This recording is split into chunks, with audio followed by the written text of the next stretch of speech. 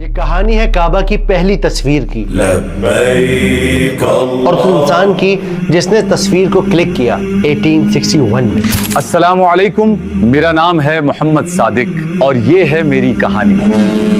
حج کے سفر کے دوران صادق نے دو دوستوں کو دیکھا۔ ایک دوست حج کو جا رہا تھا، دوسرا اسے چھوڑنے آیا تھا، اور پھر اس نے کہا، عثمان، نبی کو میرا سلام کہنا۔ انشاءاللہ میرے بھائی تمہارا سلام پہنچا دوں گا۔ اور پورے حج کے دوران صادق کو یہ خیال پریشان کرتا رہا کہ نہ جانے کتنے ایسے مسلمان ہیں جو فزیکل فائنینشیل ایشوز کی وجہ سے کبھی مکہ نہیں آ سکتے، کبھی اپنے رب کے گھر کو دیکھ نہیں سکتے۔ کاش وہ سب مکہ آ پاتے، کاش میں کسی طرح یہ منظر سب تک پہنچا پاتا۔ And one day he got an idea.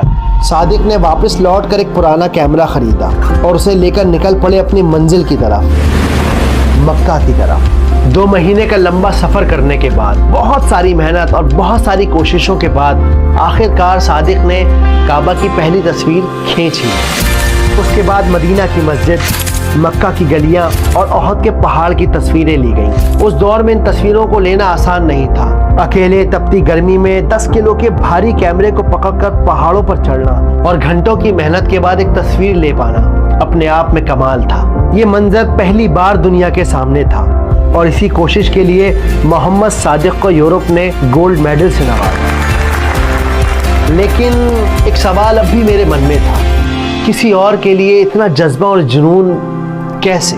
So I asked him, how? زندگی میں کوشش کرو مختوب ایک روشنی بننے کی، تاکہ تم سے پورا جہاں روشن ہو سکے۔ بے شک زندگی یوں جیو کہ تم سے سب کا جہاں روشن۔